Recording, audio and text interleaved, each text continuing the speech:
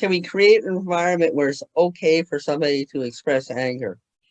Can we do it in a way that doesn't blow up the situation in the house? And for me, if we're going back to the question about racism, somebody can come in and they can have an attitude, and I can say to them, I want to be with you. I want to listen to you. I want to hear your story. I want to hear where you got those beliefs from.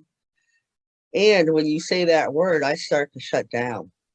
It makes it harder for me to be present because that word has created a lot of harm, either to me or my family members. And so, the goal is to partner. We're going to try to keep, and for many of us who have had a lot of trauma, to actually have a relationship where you can have a difference of opinion, and yet the commitment is not to annihilate each other, but to work through it.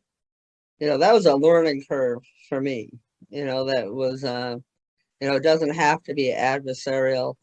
It doesn't happen often, but when somebody is asked to leave a FIA, it is not like you're banned. It is more like, here are the other supports you have, and if you give us a time to heal from whatever happened, and then we can talk about how it might be different when you come back. And I think it's really important, at least at a FIA, to do the interview and to say, these are the values.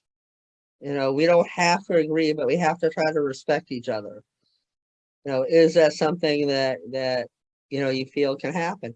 And I have been a person myself where, I was not ready for prime time. I was not ready to be in a room with a bunch of people. I was not ready to be in a group that was not a comfortable spot. And but nobody dismissed me, demonized me. They just said, try again. Maybe today's not the right day, try again.